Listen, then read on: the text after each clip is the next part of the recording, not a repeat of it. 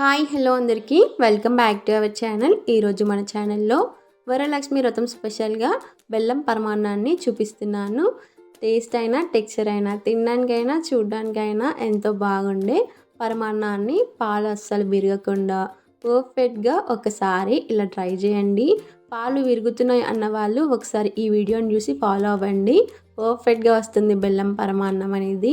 స్వీట్కి ఇట్లా పర్ఫెక్ట్ కొలతతో ఇలా ఒకసారి ట్రై చేయండి. అస్సలు ఫెయిల్ కాకుండా పర్ఫెక్ట్గా వస్తుంది. ఎవరైనా వంట రాని వాళ్ళకి ఇట్లా ప్రసాదం ప్రిపేర్ చేసే వాళ్ళు ఉంటే ఒక్కసారి ఈ వీడియోని చూసి ఫాలో అయిపోండి, చాలా బాగా వస్తుంది. ఇక ప్రాసెస్ చూపిస్తా వచ్చేయండి. ఇక్కడ నేను ముందుగా నేను చూపించే గ్లాస్తోని 1 గ్లాస్ వరకు బియ్యాన్ని తీసుకొని నానబెట్టుకుంటున్నాను 1 గంట పాటు. ఇలా 1 గ్లాస్ పట్టు తీసుకున్న బియ్యాన్ని 2 నుంచి 3 సార్లు బాగా కడిగి తీసుకోవాలి. ఇలా బాగా కడిగి తీసుకున్న బియ్యాన్ని ఇక్కడ నేను 1 గంట పాటు నానబెట్టుకుంటున్నాను. మీరు టైం లేదు అనుకున్న వాళ్ళు ఒక అరగంట పాటు అయినా నానబెట్టుకోండి. ఇక్కడ నేను గంట తర్వాత ప్రాసెస్ని చూపిస్తున్నాను. మిగతా ప్రాసెస్ని 1 గ్లాస్ బియ్యానికి ఇక్కడ నేను 2 గ్లాసుల వరకు బెల్లాన్ని తీసుకుంటున్నాను. ఇది పర్ఫెక్ట్ టేస్ట్ అన్నట్టు, పర్ఫెక్ట్ స్వీట్. 2 గ్లాసుల వరకు ఇలా తురిమిన బెల్లాన్ని తీసుకొని అది కరగడానికి కొద్దిగా ఒక హాఫ్ గ్లాస్ వరకు నీళ్ళని తీసుకుంటున్నాను. ఇప్పుడు లో ఫ్లేమ్లో ఉంచుకొని ఫ్లేమ్ని ఇప్పుడు ఇది కరిగేంత వరకు స్పూన్తోని ఇలా కరిగించుకోవాలి. ఇక్కడ నేను చూపించినట్టు ఇలా కరిగేంత వరకు కరిగించుకోవాలి. ఇలా బెల్లం అంతా కరిగినాక కొద్దిగా నురుగులు వచ్చేంత వరకు దీన్ని ఇలానే ఉడికించుకోవాలి. ఇక్కడ మీరు చూసినట్టు ఇలా నురుగులు అనేది రావాలి. ఇలా వస్తే సరిపోతుంది. ఇప్పుడు దీని స్టవ్ని ఆఫ్ చేసుకొని పక్కన ఉంచుకొని మిగతా ప్రాసెస్ని కంటిన్యూ చేసేద్దాం. ఇక్కడ మనం పరమాన్నాన్ని చేసుకోవడానికి ముందుగా ఒక పెద్ద గిన్నెని తీసుకుంటున్నాను. మనం ముందుగా 1 గ్లాస్ బియ్యాన్ని తీసుకున్నాం కదా, అదే గ్లాస్తోని ఇక్కడ నేను 4 గ్లాసుల వరకు చిక్కటి పాలను తీసుకుంటున్నాను. ఇక్కడ మీరు చిక్కటి పాలను తీసుకుంటే టేస్ట్ అనేది చాలా బాగా వస్తుంది. మనం తీసుకున్న 1 గ్లాస్ రైస్కి ఇక్కడ నేను 4 గ్లాసుల వరకు పాలని అలాగే 1 గ్లాసుల వరకు నీళ్ళని తీసుకుంటున్నాను. ఇది పర్ఫెక్ట్ కొలత. మొత్తం 5 గ్లాసులు అయినాయి. మనం రైస్ తీసుకున్న బియ్యం అనేది పర్ఫెక్ట్గా ఉడుకుతుంది. ఇప్పుడు దీన్ని అంతా ఒకసారి మిక్స్ చేసుకొని ఒక పొంగొచ్చేంత వరకు మరిగించుకోవాలి. మనం ఇక్కడ పచ్చి పాలను తీసుకుంటున్నాం కాబట్టి పాలు ఎంత బాగా మరిగితే మనం పరమాన్నం అనేది అంత బాగా వస్తుంది. ఇక్కడ మీరు చూసినట్టు ఒక పొంగు రావాలి పాలు. ఒక పొంగు వచ్చిన తర్వాత ఒక 2 నుంచి 3 నిమిషాల వరకు లో ఫ్లేమ్లో మరిగించుకోవాలి. ఆ తర్వాతనే మనం ఇక్కడ దీంట్లో మనం ముందుగా నానబెట్టుకున్న బియ్యాన్ని యాడ్ చేసుకోవాలి. ఇక్కడ మీరు చూడండి 2-3 నిమిషాలకి ఇలా ఉంటుంది ఒక పొంగు వచ్చిన తర్వాత. ఇప్పుడు దీంట్లోకి మనం 1 గంట పాటు నానబెట్టుకున్న 1 గ్లాస్ వరకు బియ్యాన్ని దీంట్లోకి యాడ్ చేసేసుకుంటున్నాను. వాటర్ లేకుండా యాడ్ చేసుకోండి, సరిపోతుంది. ఇలానే బియ్యాన్ని అంతా యాడ్ చేసుకున్నాక ఇప్పుడు ఒకసారి అంతా బాగా మిక్స్ చేసుకోవాలి, అంతా కలిసేటట్టు పాలల్లో. ఇక్కడ నేను చూపించినట్టు సైడ్స్కి ఏమైనా మిగడ ఉంటే దాన్ని ఇట్లా మిక్స్ చేస్తూ ఒకసారి అంతా బాగా మిక్స్ చేసుకున్నాక మీడియం ఫ్లేమ్లో ఇక్కడ నేను చూపించినట్టు మూతను అనేది ఇలా ఉంచుకొని ఒక 5 నుంచి 6 నిమిషాల వరకు ఉడికించుకోవాలి. 5 నుంచి 6 నిమిషాల తర్వాత ఇలా ఉంటుంది. చూడండి రైస్ అనేది ఉడికింది.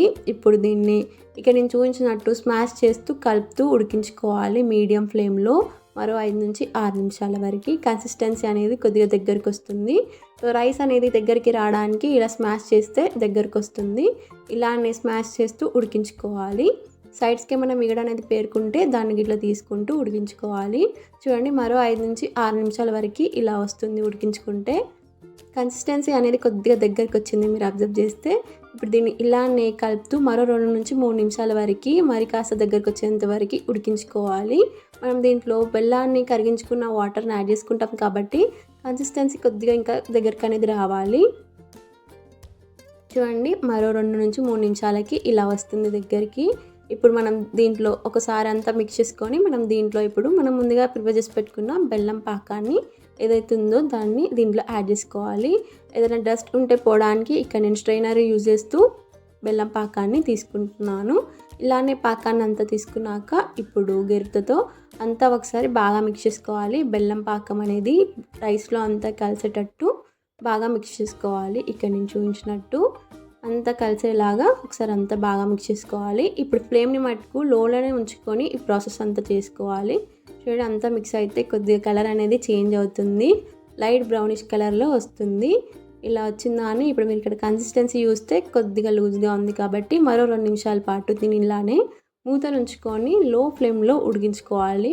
ఎక్కువగా ఉడికించుకోవద్దు, 2 నిమిషాల పాటు ఉడికించుకుంటే సరిపోతుంది. అది ఉడికేంతలోపు మనం ఇక్కడ ఒక చిన్న కడాయిని తీసుకొని దాంట్లోకి 2 టేబుల్ స్పూన్ల వరకు నెయ్యిని తీసుకుంటున్నాను. నేను ఇక్కడ నెయ్యిని కొద్దిగా హీట్ చేసుకున్నాక దీంట్లోకి ఒక 7 నుంచి 8 వరకు కాజు అంటే జీడిపప్పు పలుకులను తీసుకొని ఫ్రై చేసుకుంటున్నాను. అవి కాస్త ఫ్రై అయ్యాక దీంట్లోకి కిస్మిస్ని అలానే కొన్ని వాటర్ మిలన్ గింజలను తీసుకొని వీటిని ఇట్లా మంచిగా ఫ్రై చేసుకుంటున్నాను. లైట్ గోల్డెన్ బ్రౌన్ కలర్ వచ్చేంత వరకు లో ఫ్లేమ్లో ఫ్రై చేసుకోవాలి. వీటిని ఇలా ఫ్రై అయిన వాటిని పరమాన్నంలోకి తీసుకోవడమే. చూడండి 2 నిమిషాల తర్వాత పరమాన్నం అనేది మరి కాస్త దగ్గరికి వచ్చింది. ఇలా ఉండాలి. చల్లారినాక ఇట్లా గట్టిగా కాకుండా కొంచెం లూజ్ కన్సిస్టెన్సీలో ఉంటుంది. ఇప్పుడు ఈ స్టేజ్లో మనం ముందుగా ఫ్రై చేసి పెట్టుకున్న జీడిపప్పు ఏడైతుందో దాన్ని ఇప్పుడు పరమాన్నంలోకి యాడ్ చేసుకొని అంతా కలిసేలాగా ఒకసారి బాగా మిక్స్ చేసుకోవాలి. ఇక్కడ మీకు నచ్చితే కనుక యాలకుల పొడిని యాడ్ చేసుకోండి, 1 స్పూన్ వరకు. మా ఇంట్లో అంత ఇష్టంగా తినరు కాబట్టి నేను ఇక్కడ స్కిప్ చేశాను. మీరు కనుక వేసుకోండి. అలాగే మీ దగ్గర కనుక పచ్చ కర్పూరం కనుక ఉంటే కొద్దిగా చిటికెడు వరకు వేసుకోండి. టేస్ట్ అనేది ఇంకా చాలా బాగుంటుంది. అంతే, చాలా సింపుల్గా చేసుకునే పరమాన్నం అనేది రెడీ. చూడండి అంతా కలిసేటట్టు బాగా మిక్స్ చేసుకొని స్టవ్ ఆఫ్ చేసుకుంటే రెడీ. కాస్త చల్లారినాక దేవునికి నైవేద్యంగా పెట్టడమే. చాలా సింపుల్గా చేసుకునే బెల్లం పరమాన్నం రెడీ. ఒకసారి మీరు ఈ తీరులో ట్రై చేసి ఈ వరలక్ష్మి వ్రతంకి ఎలా వచ్చిందో కామెంట్ చేయడం మర్చిపోకండి. ఈ వీడియో కనుక నచ్చితే మీ ఫ్రెండ్స్ అండ్ ఫ్యామిలీ మెంబర్స్కి ఈ వీడియోని షేర్ చేసి మీరు కూడా సబ్స్క్రైబ్ చేసుకోండి, చిన్న లైక్ ఇచ్చేయండి. Thank you for watching.